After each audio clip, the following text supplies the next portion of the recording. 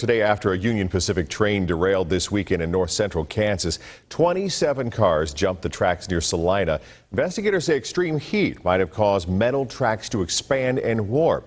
Railroad officials in the Kansas City area are keeping a close eye on the tracks here as well to make sure that they don't buckle in this extreme heat. Amy Hawley joins us live from 100th and Osage in KCK. Amy, how's it looking there? How about hot? That's a good way to describe it, and that's affecting the story. The 100-degree heat is changing the way railroad companies are doing business as of late to make sure they don't fall off track, literally.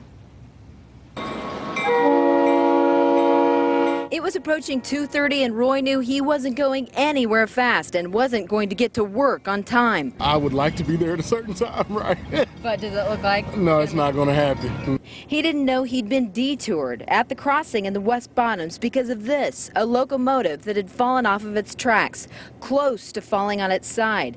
Anytime this happens, inspectors say it could be caused by a number of reasons, including the heat. The steel expands. The extreme heat expands the space in between the track's rails. If that gauge is too wide or too narrow, it can cause a derailment. The big railroad companies have all decided to inspect the tracks 2 times each day for safety.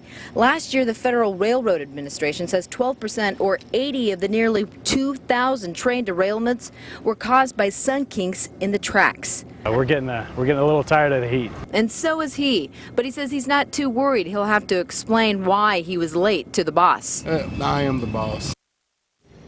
He is the boss. Now, to offset the effects of the heat, rail companies also told me today they'll slow down the speed of their trains so that it won't heat up the tracks as well.